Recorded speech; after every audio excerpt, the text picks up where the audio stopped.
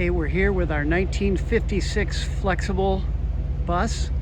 That's FLXIBLE, Flxible bus. And we've had it since 1986. It's got a lot of great stuff in there. It's got some age on it, so I'll have some things that need to be kind of gone through or worked over. But a lot of good here, and we just wanted to give a little bit of a closer look at it, some details. It's running right now, and you can, maybe we'll get around to the back and see that, but it's got a 427 Chevy truck engine in there. It was built from a parts room in about 1970, and we did not build it. We bought it used from someone who built it. As far as we can tell, they did a great job at doing it.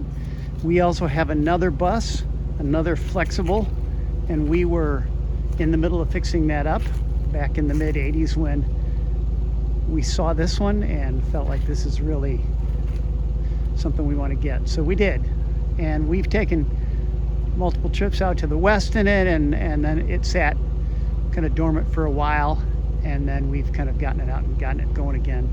So the original converter of this bus wanted to have the door in the side of the bus, and so they moved it from the front to the side, and they had a regular welder do all that work, and it gives it kind of a unique look. So we'll just take a look inside here.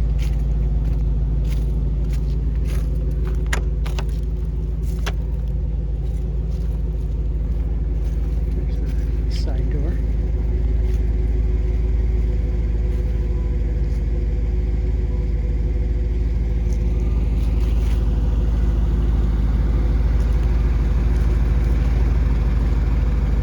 It's got a 7.5 kW Kohler power plant in there, and it will run both of the air conditioners that are on the top of the bus right there. I'm sure that's the older Freon. They've been up there forever, but they do still work. Put up pretty cold, pretty ice cold air on a hot day. The tires are Michelin's. They're 920s. There is some, there's some cracks in them. There's some good tread on them, but there is some age on these tires. Like I say, they have a lot of good tread on it. See some of the age wear right there.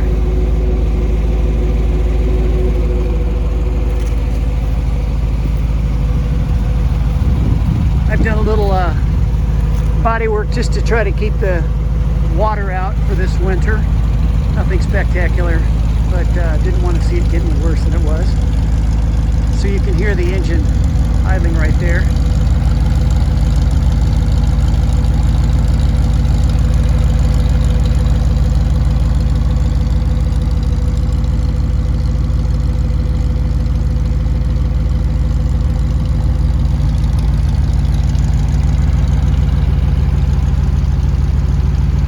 Very straight down the side. And the same with the other side as well.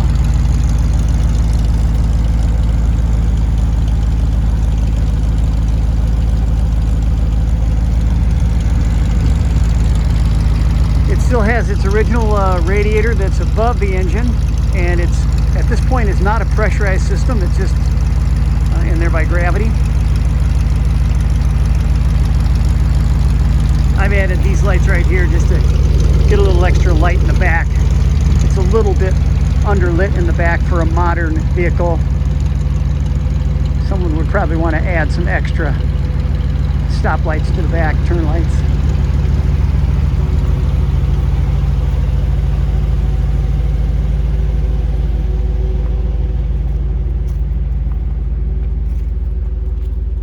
It does not have power steering, but it has king springs, and they have the springs return the steering to the center, and So it does take a little bit of muscle to drive. When it's on the road, it's actually not bad at all.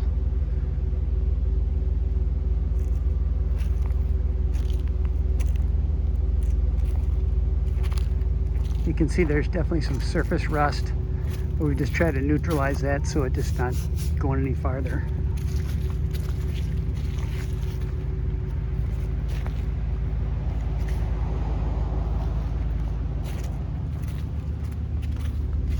Let's take a look inside.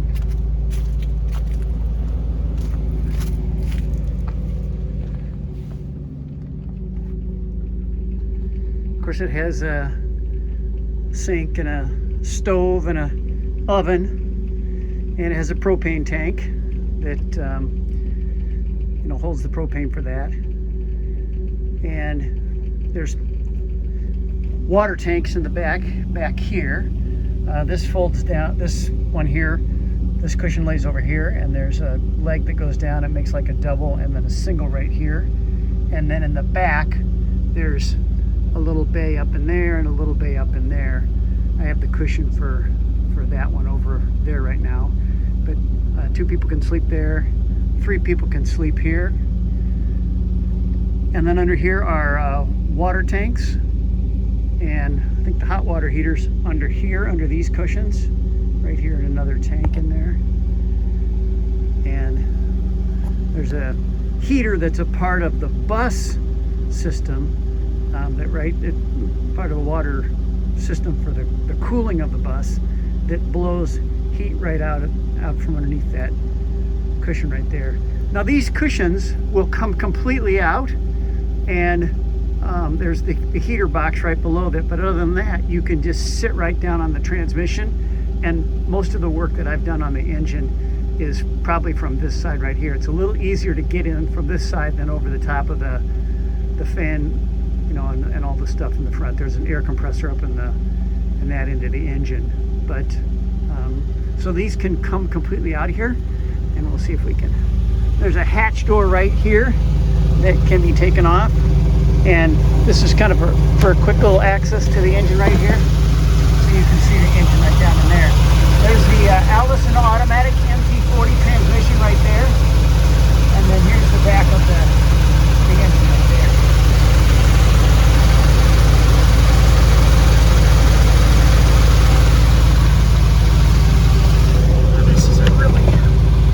Steel-clad door right there for fire purposes. You can see one of the sleeping bays here. And we'll take a look down this way right here.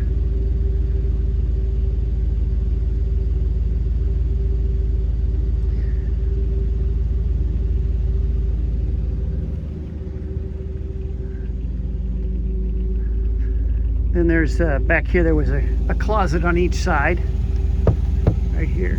Whoops. A closet in here. You can see some of the original ceiling in there. The latch down here, and then one down here as well.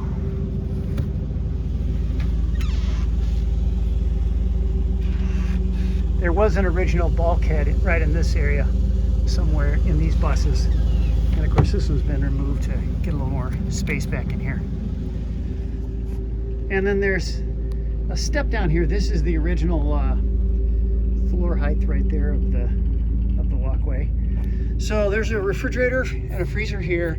We do not think that these work. We used them for a long time, nor cold, and we think that it's not working at this point. We plug it in and it just kind of clicks. So it could be something that it just needs, but it might not work.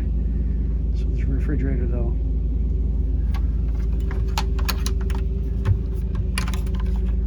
And a freezer.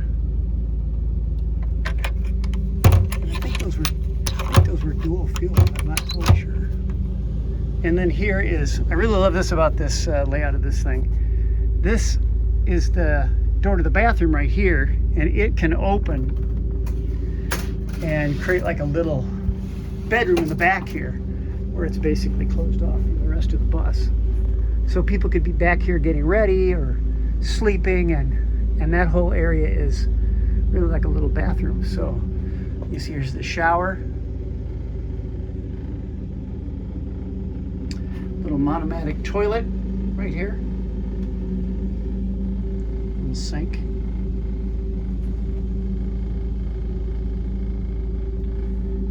Just like a water pump under here for moving the water around and stuff.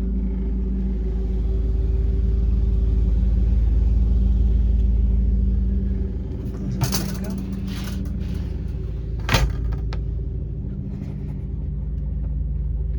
Got some kitchen cabinets and some lower units down here.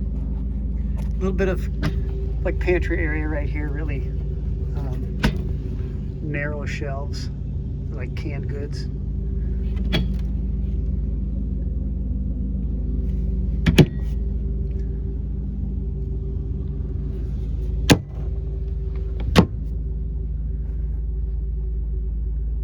Of course, here's one of the air conditioning units right here. And then this this cushion right here, behind that seat right there, down in that, there's a notch that goes down behind that seat. There's two different tables. We just have an extra little step in here, but there's a hole right in the floor there that you can put a post down in. And you could either have a large table where this chair can turn like it is, and you can kind of have a larger table, or you can have just like a little smaller map table right there too. And under here, under this cushion, there is a, it's not in here now, but there's a second Suburban furnace that was in there. I have it out right now, but that's one of the ways that you heat this place. And then there's a second Suburban furnace right back here. We're not quite sure, we have not fired those up, but definitely that one worked the last time we used it, which is could have been a while ago now, but it was in working order. I'm not quite sure about this other one up here. And this chair will swivel around and go so that you can kind of look forward in it and use it to kind of ride along. Now, this is one of the reasons that the guy who converted this, he wanted a seat in the front where his family could sit right there, right next to him, and kind of have a great view out the window of the bus. And so this seat, this is one of the reasons they moved this door from here to the middle, so that this bench seat could be right up here into the front and you could look right out the front. So this is the this has got an Allison Automatic with a Morse shifter, and so I have to give it a little tap of the air horn. Down here is an air horn trigger right down here. I have this panel off so we can look back in there, see what's in there. So these are some of the switches for the coach battery and for the house battery. And then also there is a generator that you can start from here. The generator can run the air conditioners or can run some of your 110 volt stuff. And I'll turn these marker lights on right now so we can get some of our lights here. All the gauges are Stuart Warner, and things for the generator, for the engine, and for the transmission. So here's the steering that I was mentioning. You really have to, when you're turning, you really have to have a little movement to make it be easier. But if you can get movement, it steers pretty well. And then up here are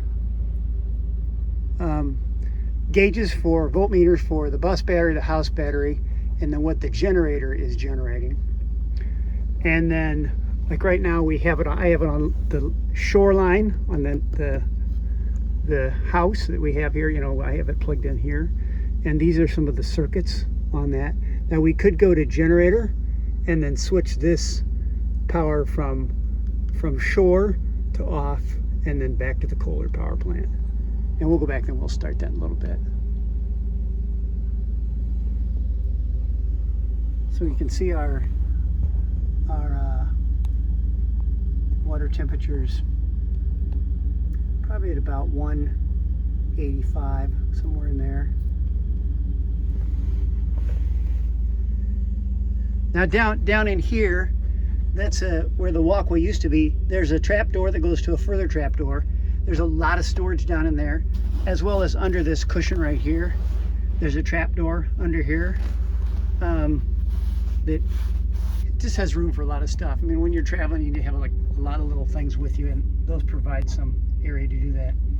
Now, this is a grate that's another radiator that's actually connected to the engine's hot water system, and there's a valve in the back you can turn on or turn off to get this to supply hot water to this radiator.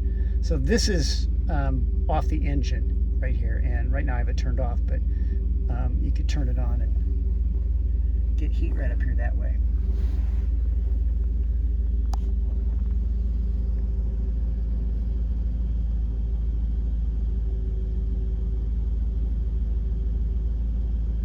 So we'll go outside and we'll take a look at the engine right now. We'll turn off this. We'll see if we can turn it off. Oh, this also has, I'll actually try this right here. This has a king spring, so in order to move I would have to pull this up and then put this in whatever gear I wanted to do. And we just take off down the road. Just for now, I will set the brakes again. Put it in neutral. Set the brake. So if you were to lose your air pressure, your brakes would slowly apply. And so if you don't have air, your brakes will go on.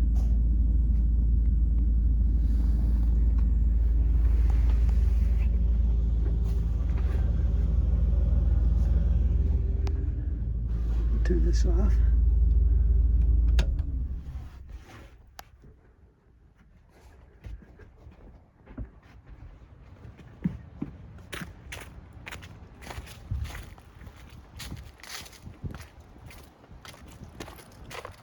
With my marker lights on.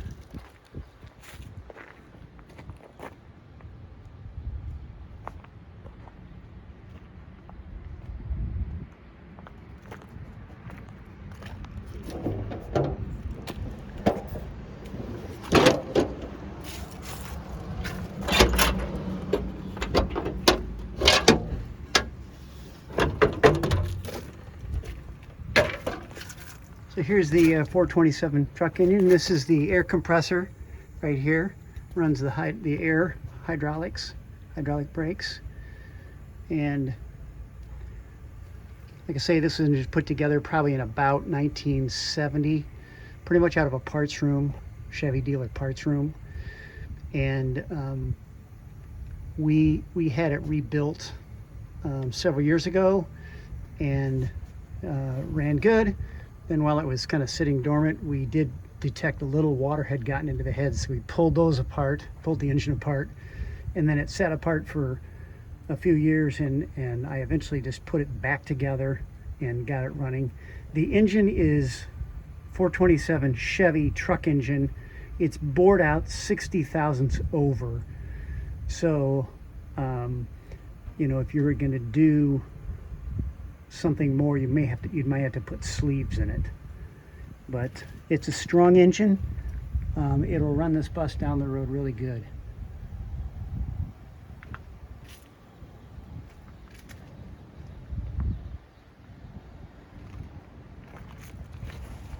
I'll roll under here. This bus does have, it has, of course, leaf springs in the back, and there is one spring on the driver's side in the back. And if there is a broken spring, broken leaf spring, you can see it here. It's kind of hard to see, but the top leaf in that set of springs there is got a break in it. And so that would be something that would probably have to be fixed. You can see it up near the axle there, which causes this bus to sit down a little bit lower on that. We're not quite sure when that happened. There's the Allison MT40 transmission right there.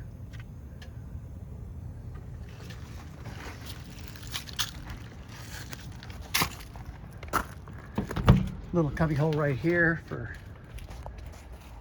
parts and luggage and that kind of thing. And that's access to the little bed area up there, little bunk area up there.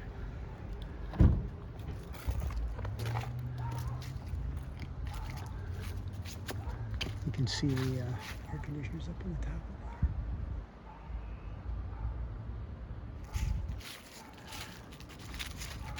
Well, there you have it. That's a tour with a little more detail of the 1956 Flxible bus.